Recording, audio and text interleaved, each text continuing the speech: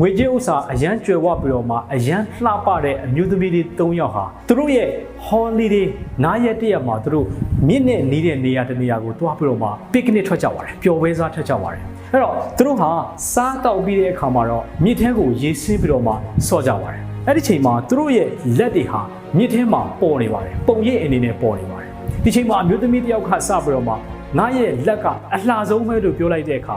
ဒုတိယအမျိုးသမီးကမဟုတ်ဘူးငါလက်ကပိုလှတယ်အဲ့တော့တတိယအမျိုးသမီးကလည်းငါလက်ကပိုလှတယ်ဒီမှာကြည်စမ်းဆိုပြီးတော့မှလက်တွေတယောက်နဲ့တယောက်ပြကြပါတယ်ဒါပေမဲ့သူတို့ငင်းခုန်နေကြပေမဲ့အဖြေကမထွက်နိုင်ပါဘူးဘယ်သူအလှဆုံးလဲဆိုတာမသိနိုင်ပါဘူးဒီချိန်မှာအဖွားအိုတူသူတို့ရဲ့ဘေးနန်းကိုရောက်လာပါတယ်ရောက်လာတဲ့ခါမှာသူတို့ကအဖွားအိုကိုအကူကြီးတောင်းလိုက်ပါတယ်ကြည့်ပါဦးကျမတို့လက်တွေထဲမှာဘသူလက်ကအလှဆုံးလဲအဖွားဆုံးဖြတ်ပေးပါဦးလို့ပြောတဲ့ခါမှာအဖွား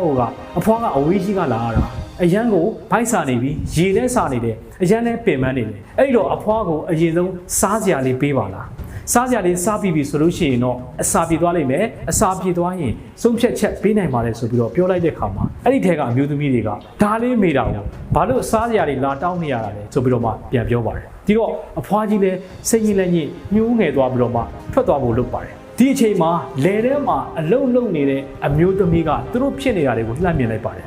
မြင်လိုက်တော့သူကဘာလုပ်တယ်လဲဆိုတော့သူပါလာတဲ့ထမင်းဘူးလေးကိုယူလာပါတယ်ယူလာပြီးတော့မှခုနကအဖွားအိုကိုထုတ်ပြီးတော့ကျွေးပါတယ်ရေတွေလည်းတိုက်ပါတယ်စားတော့ပြီးတဲ့အခါမှာတော့အဖွားအိုလည်းလမ်းဆန်းသွားတယ်ခဏနားပြီးတဲ့အခါမှာတော့အဖွားအိုကဘာပြောလဲဆိုတော့မင်းတို့တွေထဲမှာဘသူလက်အလှဆုံးလဲဆိုတာကိုငါဆုံးဖြတ်ချက်ပေးမယ်အဲ့တော့ခုနကအမျိုးသမီး၃ယောက်ကဘသူအလှဆုံးဖြစ်မလဲဆိုတာကိုမျှော်လင့်ပြီးတော့နားထောင်နေကြပါတယ်ဒီချိန်မှာအဖွားကြီးကလက်အလှဆုံးကတော့ခုနကငါ့ကိုထမင်းကျွေးလိုက်တဲ့ရေတိုက်လိုက်တဲ့လေသူမရဲ့လက်ကအလှဆုံးပဲဆိုပြီးတော့မှပြောလိုက်တဲ့အခါမှာအားလုံးကမကျေနပ်ကြပါဘူးသူ့ရဲ့လက်ကဒီလောက်ကျန်းနေတာဒီလောက်မဲနေတာကျမတို့ရဲ့လက်တွေကဒီလောက်လှတာသူ့ရဲ့လက်ကဘာကြောင့်အလှဆုံးဖြစ်ရမှာလဲလို့ပြောတဲ့အခါမှာအဖွားအိုကဘာပြန်ပြောတယ်ဆိုတော့လောကကြီးမှာ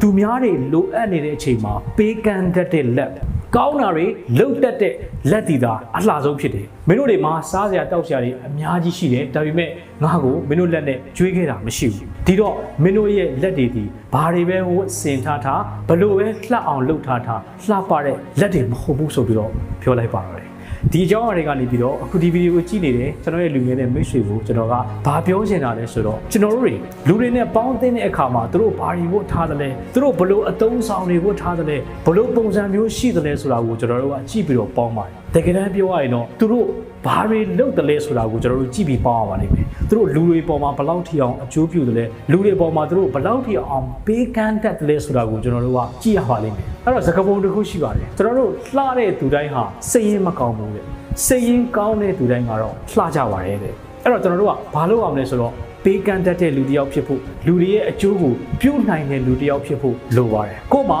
ဘလို့အကောင်းစားတွေပဲဝတ်ထားဘလို့ဘဝမျိုးပဲရောက်ဘယ်သူမှမပေးကမ်းဘူးဘယ်သူအတွက်မှအကျိုးမပြုဘူးဆိုလို့ရှိရင်အဲ့ဒီလူဒီအယုတ်ဆိုးတဲ့လူအကြီးတန်းတဲ့လူဖြစ်ပါလိမ့်မယ်ဘာမှတော့မရှိဘူးဒါပေမဲ့လူတွေကိုအကူအညီပေးတတ်တဲ့သူလူတွေကိုချစ်တတ်တဲ့သူဘလောက်ပဲရုပ်ဆိုးနေပါစေအဲ့ဒီလူဒီအရန်လှပတဲ့လူတစ်ယောက်ဖြစ်ပါလိမ့်မယ်အခုဒီဗီဒီယိုကြည့်နေတဲ့လူငယ်တဲ့မိတ်ဆွေရောဘလို့လူမျိုးလဲလှတဲ့လူလားဒါမှမဟုတ်မလှပတဲ့သူလားကွန်မန့်မှာတစ်ချက်တော့ရေးပြပါဦးဒီကြောင်းအရာတွေကနေပြီးတော့အခုဒီဗီဒီယိုကြည့်နေတဲ့လူငယ်တဲ့မိတ်ဆွေဟာကျိုးရီစုံတရားရတယ်ဆိုလို့ရှိရင်တော့ထုံးစံတိုင်းပဲကွန်မန့်မှာ